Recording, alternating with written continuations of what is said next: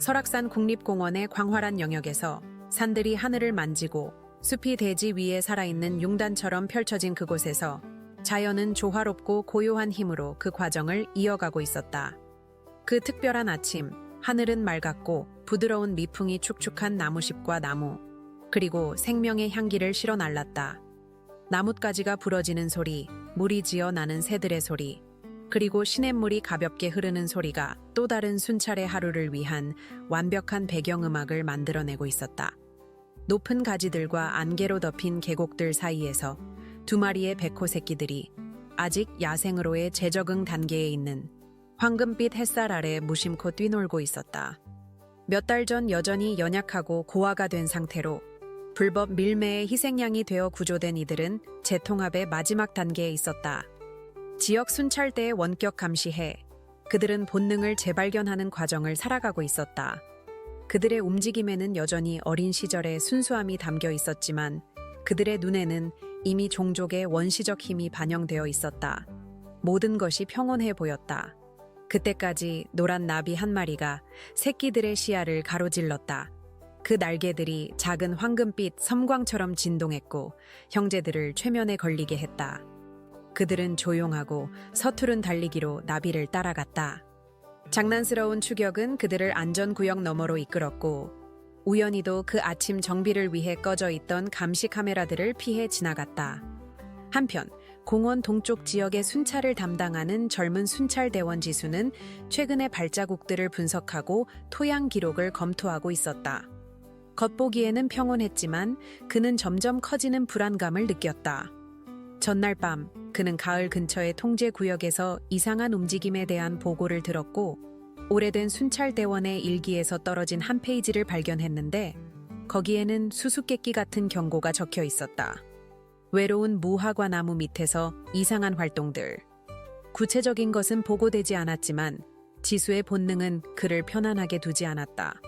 순찰을 시작하자 무정이가 고장나기 시작했고 디지털 나침반이 설명할 수 없게 흔들렸다. 그럼에도 불구하고 그는 앞으로 나아갔다. 갑자기 날카롭고 짧으며 메아리가 없는 소리가 숲을 통해 울려 퍼졌다. 그것은 포효도 아니고 알려진 동물의 울음소리도 아니었다. 자연 자체에 의해 침묵당한 도움 요청 같았다. 무정이로 연락을 취할 수 없어 지수는 본능에 의존했다. 그는 소리가 난 방향으로 따라갔다. 그러다가 차량의 길을 막는 통나무와 돌들의 자연 장벽을 발견했다. 그는 도보로 계속 나아갔다. 길에서 그는 불안한 징후들을 알아챘다.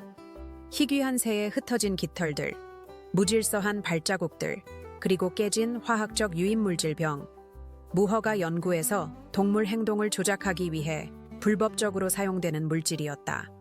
외로운 무화과 나무에 도착했을 때 일기에 언급된 그 장소에서 지수는 투쟁의 흔적들과 가지에 걸린 어린이용 손수건을 발견했다. 마치 누군가 또는 무언가가 최근에 그곳을 지나간 것처럼. 바로 앞에서 충격적인 광경이 그를 잠시 마비시켰다. 백호 새끼 중 하나가 비정상적인 크기의 호랑이 뱀의 몸에 휘감겨 갇혀 있었다. 신경독과 영역적 행동으로 알려진 이 파충류는 두꺼운 몸으로 작은 호랑이를 감쌌고 새끼는 거의 숨을 쉴 수 없었다.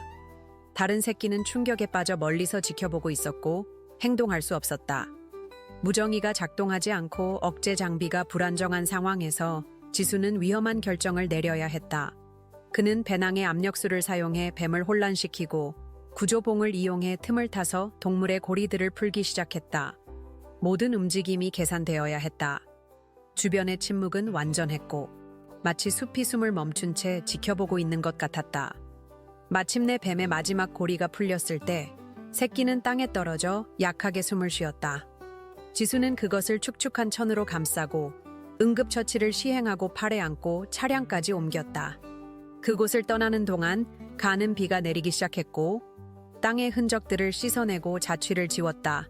마치 자연 자체가 그 장면의 비밀을 지키고 있는 것처럼.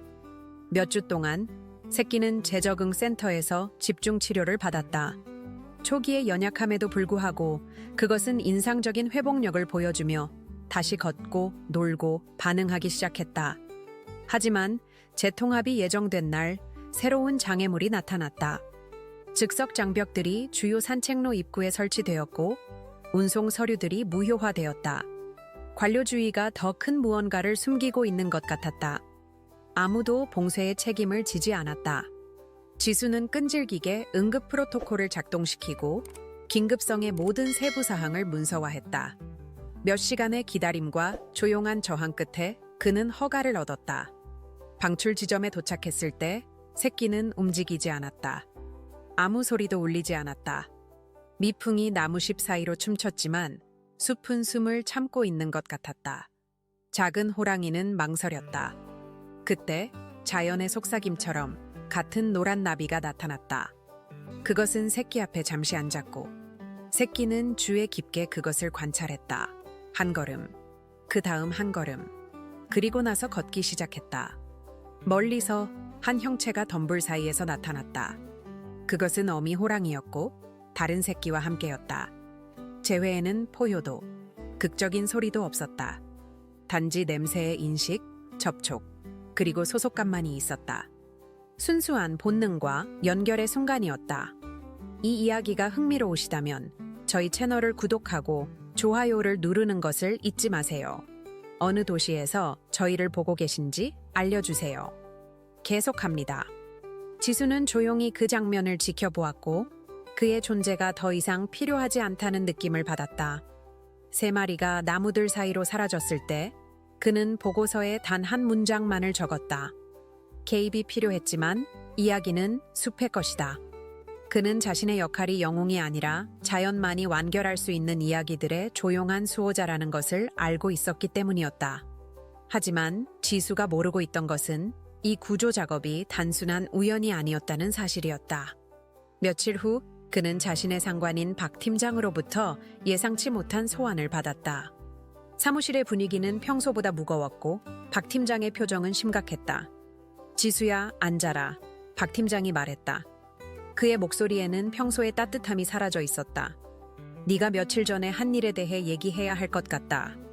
지수는 의자에 앉으며 불안감을 느꼈다. 무슨 일인지 모르겠습니다, 팀장님. 백호새끼 구조 말씀이신가요?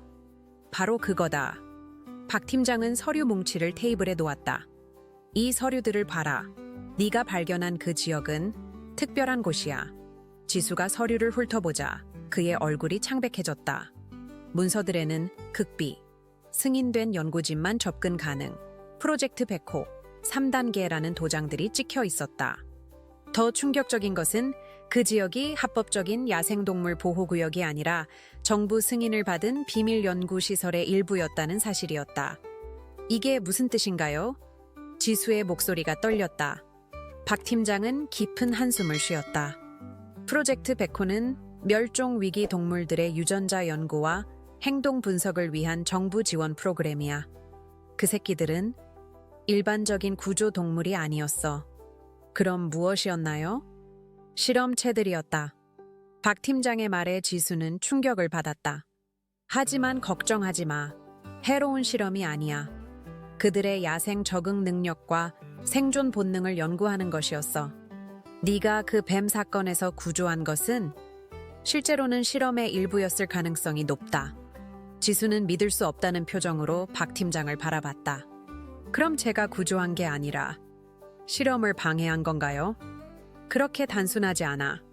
박 팀장이 또 다른 파일을 열었다. 사실 네 개입으로 인해 예상치 못한 결과가 나왔어. 그 새끼는 인간의 도움을 받은 후에도 야생 본능을 완전히 유지했다. 이건 우리 연구진들이 가설로만 세워둔 것이었는데 네가 증명해버린 거야. 지수의 머릿속이 복잡해졌다. 그는 생명을 구했다고 생각했는데 실제로는 과학 실험의 일부였다는 것인가? 그럼 어미 호랑이도? 맞다. 그 어미도 연구 대상이었어. 우리는 가족 재결합 후의 행동 변화를 관찰하고 있었다. 박 팀장은 잠시 머뭇거렸다. 하지만 지수야, 중요한 것은 네가 잘못한 게 아니라는 거다. 내 행동은 연구에 새로운 차원을 더했어. 지수는 여전히 혼란스러웠다. 그럼 제가 지금 어떻게 해야 하나요? 연구팀에 합류하는 거야. 박 팀장의 말에 지수는 놀랐다. 김 박사라는 분이 내 보고서를 읽고 깊은 인상을 받았어. 네가 가진 야생동물에 대한 직감과 경험이 연구에 큰 도움이 될 거라고 하더라. 그 순간 사무실 문이 열리고 한 여성이 들어왔다. 30대 중반쯤으로 보이는 그녀는 단정한 연구복을 입고 있었지만 그 눈에는 자연에 대한 깊은 사랑이 담겨 있었다. 안녕하세요, 지수 씨. 김민경입니다. 그녀가 손을 내밀었다. 당신의 구조 작업에 대한 보고서를 읽었는데 정말 인상적이었어요. 지수는 어색하게 악수를 나누었다. 안녕하세요? 하지만 제가 실험을 방해한 것 같은데 방해가 아니라 완성이었어요. 민경의 미소가 따뜻했다. 우리가 수년간 연구해온 것을 당신이 실제로 보여주었거든요. 인간의 개입이 있어도 야생동물이 본능을 잃지 않는다는 것 말이에요. 박 팀장이 끼어들었다. 김 박사는 이 프로젝트의 수석 연구원이야. 앞으로 함께 일하게 될 거다. 지수는 아직도 모든 것을 받아들이기 어려웠다. 하지만 저는 단순한 순찰대원인데 경험이 학위보다 중요할 때가 있어요. 민경이 말했다. 특히 우리가 하는 일에서는 말이죠. 당신이 그 순간에 보여준 판단력과 직감, 그런 건 배워서 되는 게 아니거든요. 지수는 창밖을 바라보았다. 저 멀리 설악산의 본구리들이 보였다. 그 어딘가에서 그가 구조한 백호 가족이 새로운 삶을 시작하고 있을 것이었다. 그런데 이제 와서 모든 것이 계획된 실험이었다는 말인가? 생각해볼 시간을 주세요. 지수가 말했다. 물론이죠. 민경이 명함을 건넸다. 하지만 너무 오래 고민하지는 마세요. 우리에게는 시간이 많지 않아요. 무슨 뜻인가요? 민경과 박 팀장이 의미심장한 눈빛을 교환했다. 다음 단계 실험이 곧 시작되거든요. 그리고 이번에는 당신의 도움이 꼭 필요해요. 그날 밤 지수는 잠을 이룰 수 없었다. 민경이 남긴 명함을 손에 들고 계속 뒤척였다. 프로젝트 백호, 수석연구원 김민경이라고 적힌 작은 카드가 그의 인생을 완전히 바꿔놓을 수도 있다는 생각이 들었다. 그는 자신이 구조했다고 믿었던 그 순간들을 다시 되새겨보았다. 정말로 그것이 실험의 일부였을까? 새벽 5시, 지수는 결국 침대에서 일어나 설악산으로 향했다. 그가 백호 새끼를 구조했던 바로 그 장소로 다시 가보고 싶었다. 무언가 놓친 것이 있을지도 모른다는 생각이 들었기 때문이었다. 외로운 무화과 나무에 도착했을 때 놀랍게도 그곳에는 이미 누군가가 있었다. 민경이었다. 그녀는 무릎을 꿇고 땅을 자세히 관찰하고 있었고 작은 노트북에 무언가를 기록하고 있었다. 일찍 오셨네요. 지수가 말했다. 민경이 고개를 들었다. 올 것 같았어요. 당신 같은 사람이라면 분명 다시 이곳에 와서 확인해보고 싶어 할 거라고 생각했거든요.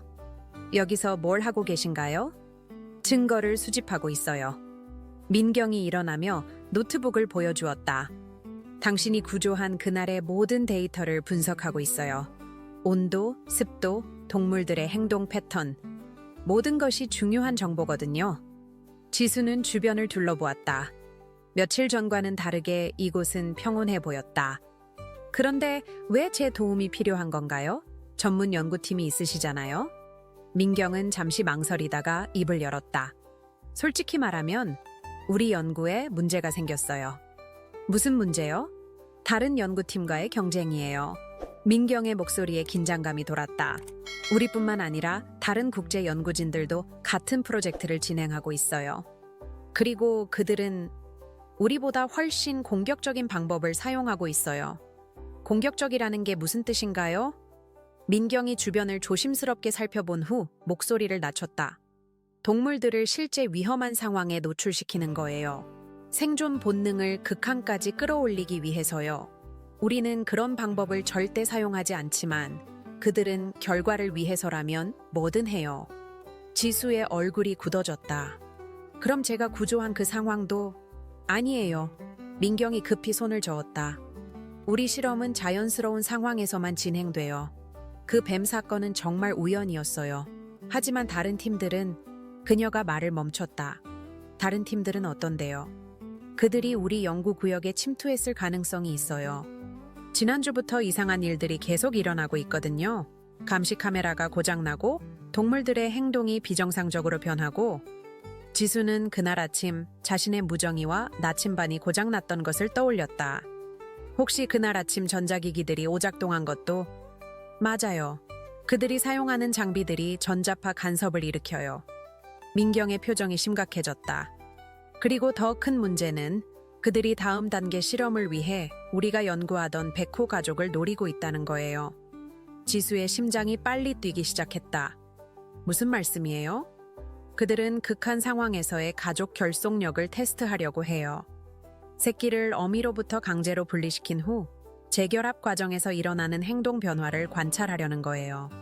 그건 너무 잔인하잖아요. 맞아요.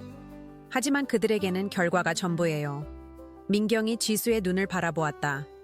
그래서 당신이 필요한 거예요. 당신은 그 가족을 구했어요. 그들이 당신을 신뢰해요. 지수는 혼란스러웠다. 제가 어떻게 도울 수 있나요? 우리가 먼저 그 가족을 안전한 곳으로 옮겨야 해요. 다른 연구팀이 찾기 전에 말이에요. 민경이 지도를 펼쳤다. 여기 설악산 깊숙한 곳에 비밀 보호 구역이 있어요. 거기서 그들을 보호하면서 우리 연구를 계속할 수 있어요. 하지만 야생동물을 임의로 이동시키는 건 불법이에요. 알아요. 민경이 고개를 끄덕였다.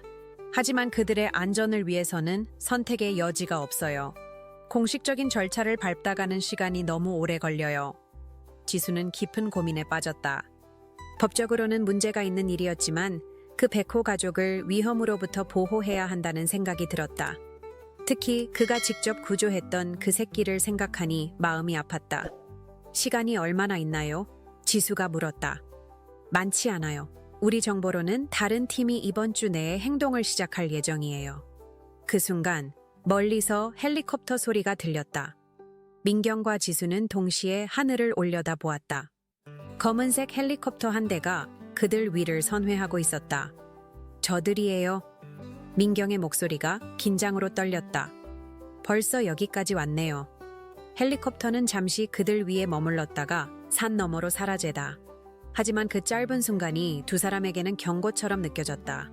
이제 정말 시간이 없어요. 민경이 지수의 팔을 잡았다. 결정해주세요. 그 가족을 구할 건가요? 말 건가요? 지수는 하늘을 바라보았다. 저 어딘가에서 자신이 구조했던 백호 새끼가 평화롭게 살고 있을 것이었다. 그런데 이제 그 평화가 위협받고 있다는 것인가? 알겠습니다. 지수가 결심을 굳혔다. 도와드릴게요. 하지만 제 방식대로 할 거예요. 민경의 얼굴에 안도의 표정이 스쳤다. 고마워요. 정말 고마워요. 하지만 지수의 마음 한편으로는 여전히 의심이 남아 있었다. 정말로 민경이 말하는 것이 전부일까? 그리고 자신이 내린 이 결정이 옳은 것일까? 그날 오후 지수와 민경은 백호 가족을 찾기 위한 수색을 시작했다. 민경이 제공한 최신 GPS 추적 데이터에 따르면 가족들은 설악산 북쪽 깊숙한 계곡에서 머물고 있었다. 하지만 그곳에 도착하는 것은 쉽지 않았다. 험준한 산길을 3시간 이상 걸어야 했고 더 큰 문제는 그들만이 그 가족을 찾고 있는 것이 아니라는 사실이었다. 저기 봐요. 민경이 쌍안경을 지수에게 건넸다. 2시 방향으로 약 500m 지점. 지수가 쌍안경으로 그 방향을 보자 3명의 낯선 사람들이 전문적인 추적 장비를 들고 같은 방향으로 이동하고 있는 것이 보였다. 그들의 움직임은 체계적이고 훈련받은 것 같았다. 저들이 그 다른 연구팀인가요? 지수가 속삭였다. 맞아요. 국제야생동물연구소 소속이에요. 리더는 닥터 스미스라는 사람인데 결과를 위해서라면 뭐든지 하는 걸로 유명해요. 지수는 불안감을 느꼈다. 우리가 먼저 도착해야겠네요. 네, 하지만 조심해야 해요. 그들은 우리를 발견하면 방해할 거예요. 두 사람은 더 은밀한 경로를 택해 이동했다. 바위와 나무들 사이로 몸을 숨기며 조심스럽게 전진했다. 30분 정도 지났을 때 멀리서 익숙한 소리가 들렸다. 백호의 낮은 울음소리였다. 저기에요. 민경이 흥분해서 가리켰다. 작은 가을가에서 백호 가족이 물을 마시고 있었다. 어미와 2 새끼가 평화롭게 함께 있는 모습이었다. 지수는 자신이 구조했던 그 새끼를 알아볼 수 있었다.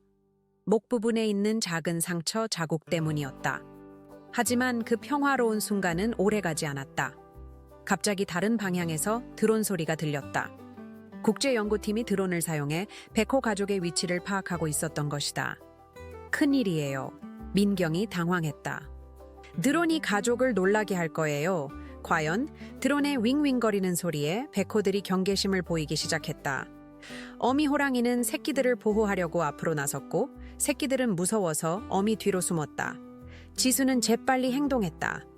배낭에서 레이저 포인터를 꺼내 드론을 향해 빛을 쏘았다. 드론의 센서가 방해받으면서 불안정하게 흔들리기 시작했다. 잘했어요. 민경이 소리쳤다. 하지만 드론은 곧 회복되어 다시 안정된 비행을 시작했다. 더 큰 문제는 이제 국제연구팀이 그들의 존재를 알았다는 것이었다. 여기 누구 있나? 영어로 외치는 소리가 들렸다. 당신들이 누구든 연구를 방해하지 마시오. 지수와 민경은 서로를 바라보았다. 이제 숨을 곳이 없었다. 하지만 백호 가족은 여전히 위험한 상황에 있었다. 제가 그들의 주의를 끌게요. 지수가 말했다. 그 사이에 당신이 가족들을 안전한 곳으로 유도해요. 너무 위험해요. 다른 방법이 없어요. 지수가 결심을 굳혔다. 그 새끼를 제가 구했는데 다시 위험에 빠뜨릴 수는 없어요. 지수는 자신의 위치를 드러내며 국제연구팀 쪽으로 걸어나갔다. 3명의 외국인들이 그를 향해 다가오고 있었다. 리더로 보이는 금발의 남자가 앞장섰다. 당신이 누구요? 그가 유창한 한국어로 물었다. 왜 우리 연구를 방해하는 거요? 이곳은 보호구역이에요. 지수가 당당히 대답했다.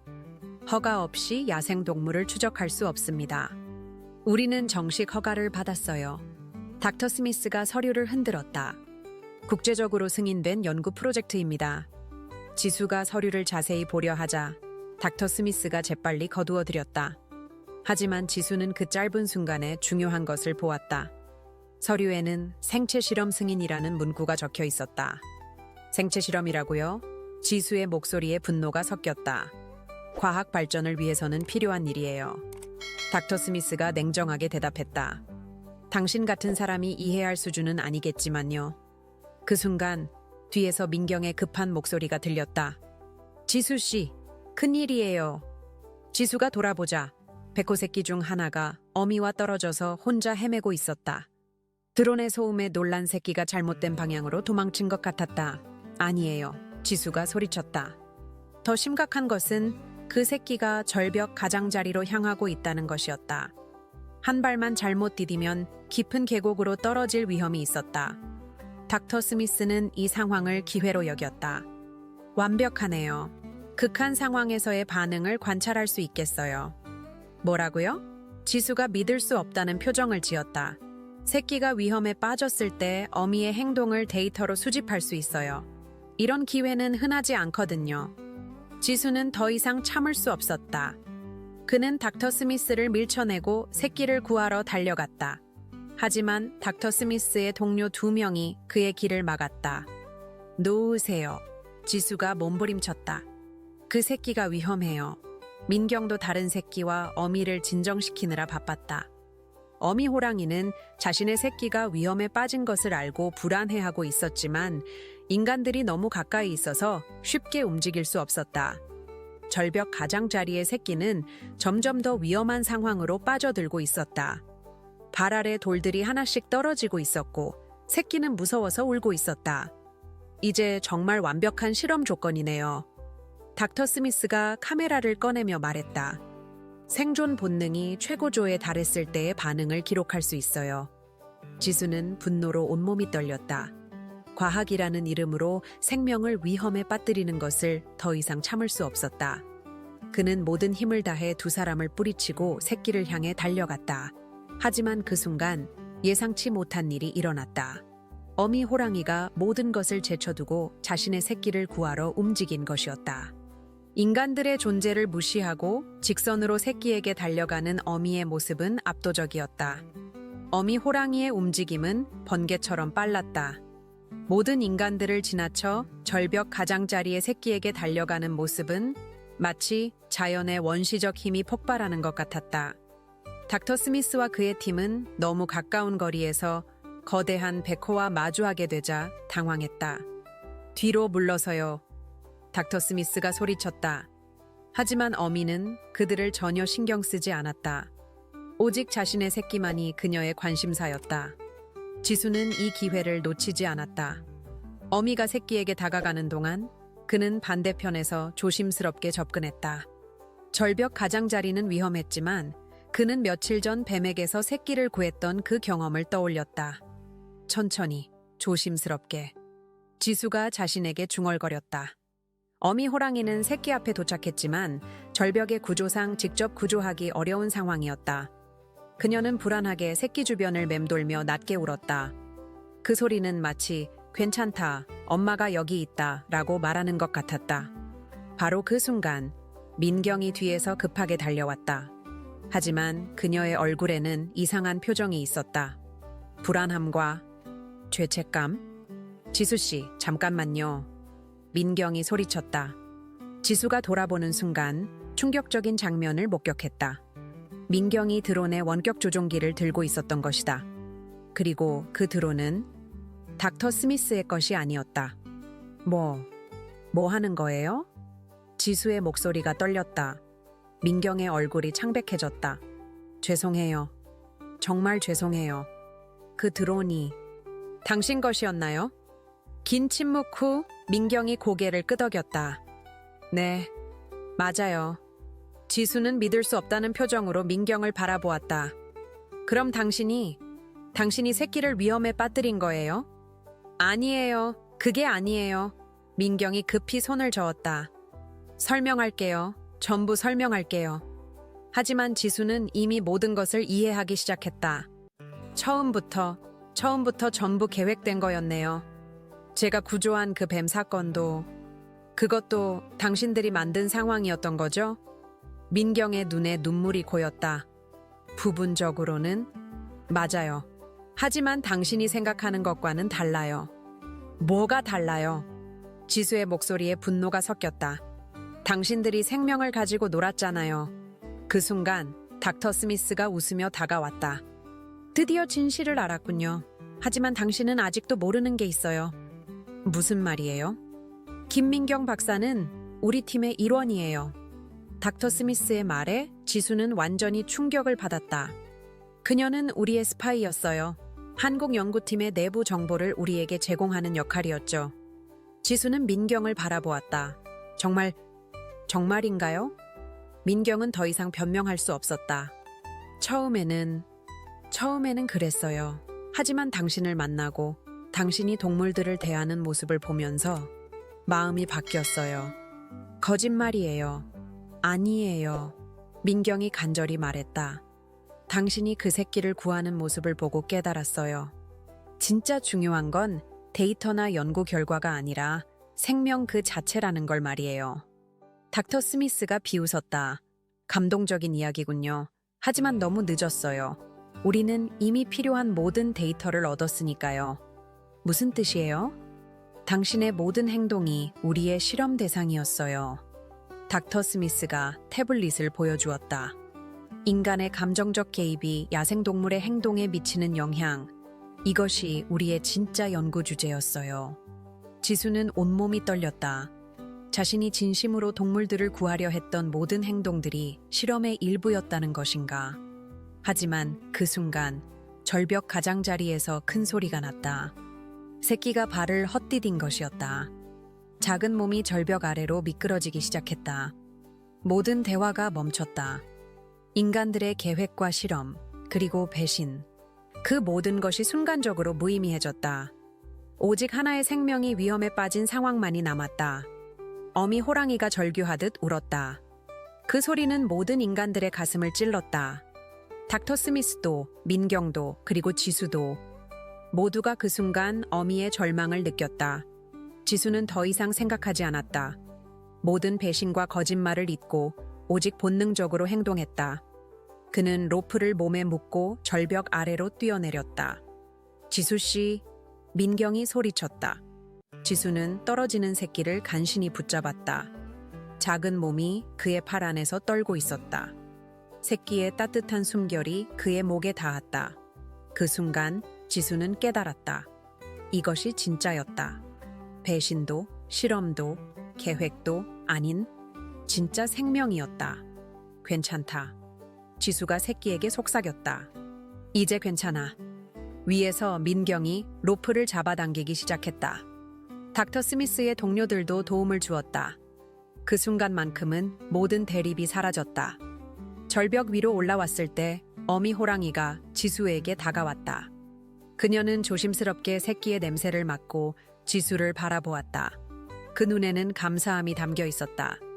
지수는 새끼를 어미에게 돌려주었다. 가족이 다시 하나가 되는 순간이었다. 닥터 스미스가 말했다. 놀랍군요. 이런 반응은 예상하지 못했어요. 뭐가요? 당신이 모든 진실을 알고도 여전히 그 동물을 구했다는 거예요. 배신당한 분노보다 생명이 더 중요했던 거네요. 지수는 민경을 바라보았다. 그녀는 여전히 눈물을 흘리고 있었다. 정말 죄송해요. 민경이 다시 말했다. 용서해달라고 할 자격도 없지만 지수는 긴 시간 침묵했다. 그리고 마침내 입을 열었다.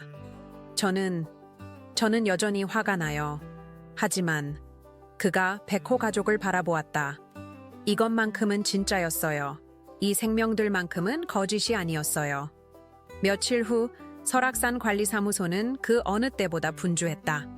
국제야생동물연구소의 불법 실험 사건이 언론에 알려지면서 큰 파장을 일으켰던 것이다.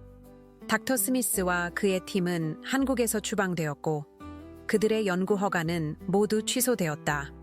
지수는 사무실 한쪽 구석에서 보고서를 작성하고 있었다. 하지만 집중하기 어려웠다. 며칠 전 일어난 모든 일들이 마치 꿈같이 느껴졌다. 자신이 믿었던 사람들로부터 배신당했지만 동시에 가장 중요한 것을 깨달았던 그 순간들. 지수야, 박 팀장이 다가왔다. 어떻게 지내? 괜찮습니다, 팀장님. 정말로? 지수는 잠시 펜을 멈췄다. 솔직히 아직도 믿어지지 않아요. 제가 그렇게 속았다는 게. 박 팀장이 의자를 당겨 앉았다. 누구라도 그랬을 거야. 민경 박사는 정말 완벽한 연기를 했으니까. 연기였을까요? 지수가 의문을 표했다. 마지막에 그녀가 보여준 눈물이나 후회, 그것까지도 연기였을까요? 그건 네가 판단할 일이야. 하지만 박 팀장이 잠시 망설였다. 어제 그녀가 너를 만나고 싶다고 연락이 왔어.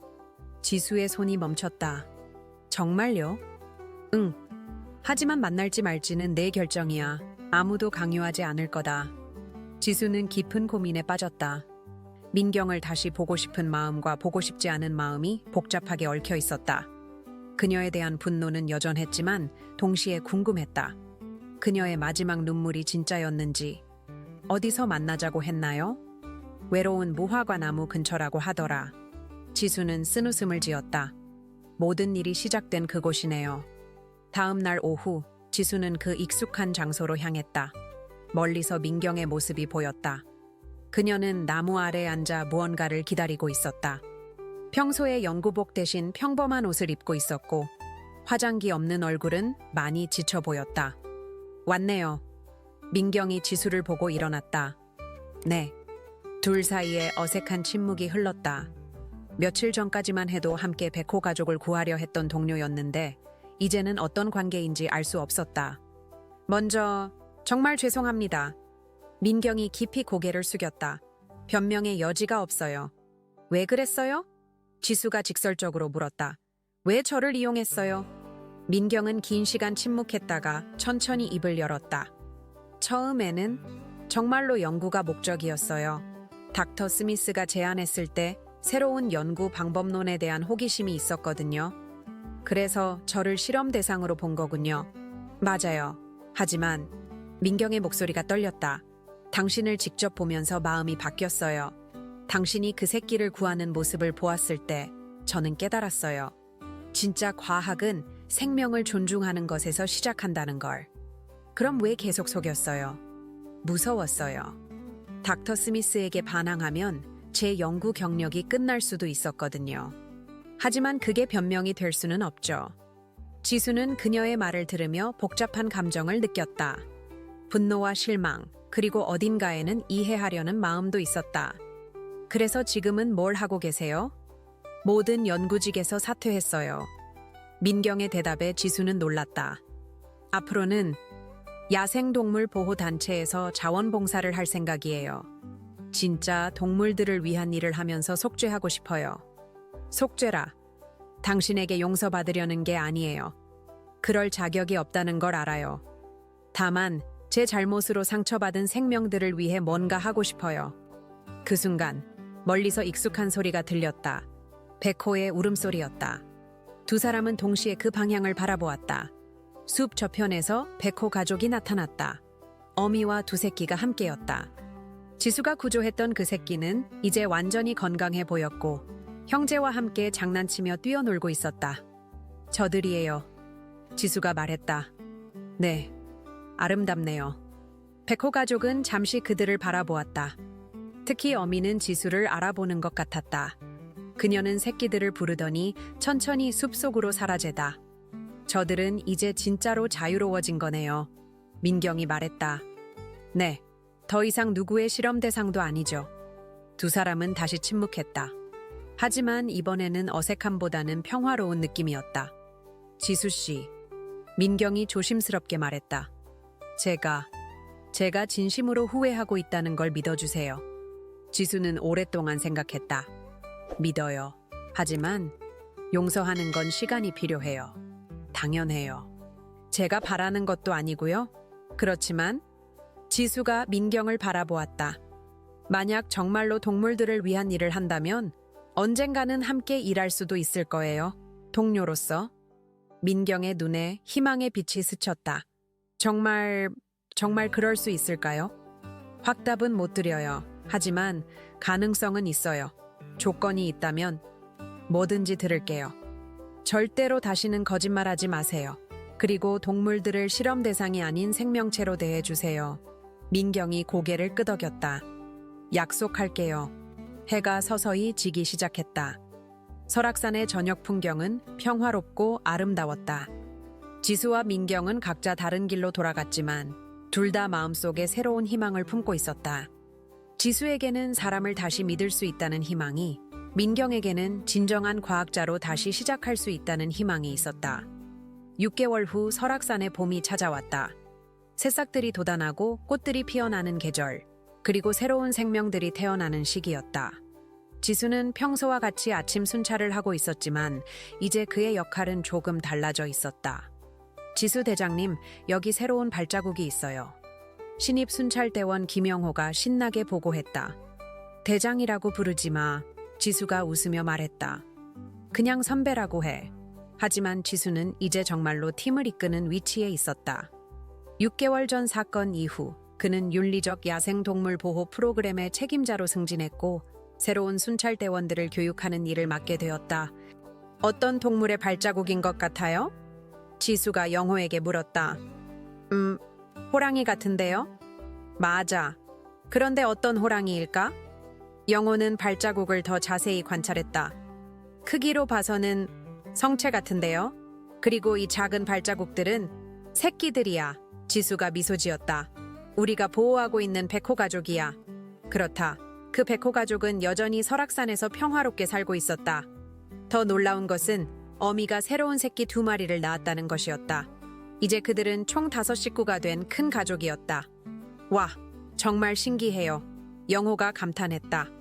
그런데 선배님, 어떻게 그 가족이 여전히 여기 있다는 걸 알아요? 지수는 배낭에서 태블릿을 꺼냈다. 화면에는 여러 개의 점들이 움직이고 있었다. GPS 추적기야. 하지만 이전과는 달라. 뭐가 다른데요? 이전에는 연구를 위한 추적이었다면 이제는 보호를 위한 추적이야. 그들이 위험에 빠지지 않도록 지켜보는 거지. 실험하려는 게 아니야. 영호는 고개를 끄덕였다. 그 차이가 중요한 거네요. 맞아. 같은 기술이라도 사용하는 목적에 따라 전혀 다른 의미가 되거든. 두 사람이 대화를 나누고 있을 때 멀리서 친숙한 목소리가 들렸다. 지수 선배님, 돌아보니 민경이 다가오고 있었다. 6개월 전과는 완전히 다른 모습이었다.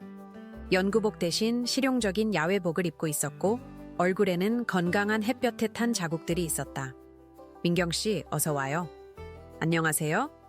민경이 영회에게도 인사했다. 저는 김민경이에요. 야생동물보호협회에서 자원봉사하고 있어요. 영호는 놀란 표정을 지었다. 어? 이분이 그 유명한 김민경 박사님이세요? 유명하다니. 민경이 쓴 웃음을 지었다. 좋지 않은 쪽으로 유명하죠. 아니에요. 영호가 급히 말했다. 저희가 배우는 교육 과정에서 선배님이 이야기해 주셨어요. 실수를 통해 배우고 성장하는 것의 중요성에 대해서요. 민경이 지수를 바라보았다. 제 이야기를 교육에 사용하고 계셨어요? 당연하죠. 좋은 교훈이니까요. 지수가 말했다. 실패하는 것보다 실패해서 배우지 않는 게 더 큰 문제라고 늘 말해요. 민경의 얼굴에 따뜻한 미소가 스쳤다. 6개월 동안 그녀는 정말로 변했다. 더 이상 야심찬 연구자가 아니라 진심으로 동물들을 사랑하는 보호자가 되어 있었다. 오늘은 어떤 일로 오셨어요? 지수가 물었다. 좋은 소식이 있어요. 정부에서 우리가 제안한 동물 친화적 연구 가이드라인을 공식 승인했어요.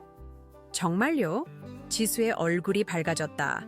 네, 이제 모든 야생동물 연구는 동물의 복지를 최우선으로 고려해야 해요. 그리고 연구진에는 반드시 동물 행동 전문가와 윤리 전문가가 포함되어야 하고요.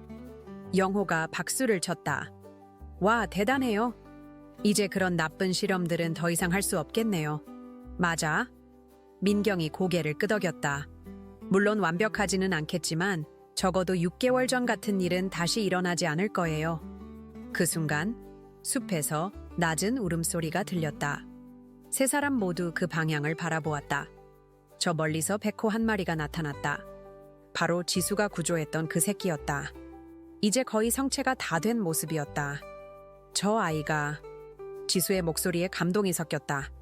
백호는 잠시 그들을 바라보았다. 마치 인사하듯이 고개를 끄덕이더니 다시 숲속으로 사라졌다. 신기해요. 영호가 말했다. 마치 고마워한다는 것처럼 보여요. 동물들은 기억해요. 민경이 말했다. 누가 자신을 도왔는지, 누가 해를 끼쳤는지 모든 걸 기억하죠. 지수는 고개를 끄덕였다. 그래서 우리는 항상 조심해야 해요. 우리의 모든 행동이 그들에게는 평생 기억으로 남으니까. 해가 높이 올라오면서 세 사람은 각자의 일터로 돌아갈 시간이 되었다. 하지만 헤어지기 전에 민경이 말했다. 지수 선배님, 다음 달에 국제 야생동물 보호 컨퍼런스가 있어요. 우리의 사례를 발표해보는 게 어떨까요? 우리의 사례라.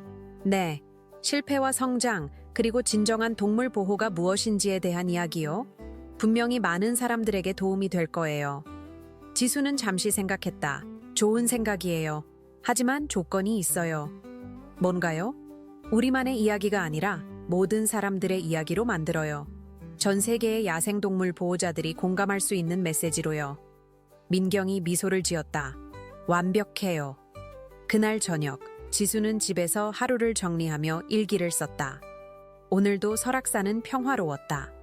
백호 가족은 건강하고 새로운 동료들은 열심히 배우고 있고 과거의 상처는 새로운 희망으로 변하고 있다. 때로는 가장 큰 배신이 가장 큰 깨달음을 가져다 주는 것 같다. 나는 더 이상 단순한 순찰대원이 아니다. 자연과 인간 사이의 다리 역할을 하는 수호자다. 그리고 이 이야기는 결코 끝나지 않을 것이다. 왜냐하면 보호해야 할 생명들이 여전히 많이 남아있기 때문이다. 친애하는 여러분, 지수와 백호 가족의 이야기가 여러분의 마음을 움직였기를 바랍니다. 이런 감동적인 이야기들을 계속 들려드리기 위해 특별한 재생 목록을 준비했습니다. 왼쪽 링크를 클릭하시면 찾을 수 있어요. 이 이야기가 마음에 드셨다면 채널 구독과 좋아요 버튼을 눌러주세요. 매일 삶의 복잡함을 탐구하는 독특한 이야기들을 가져다 드립니다. 다음 콘텐츠를 놓치지 마세요. 댓글로 여러분의 생각을 들려주세요.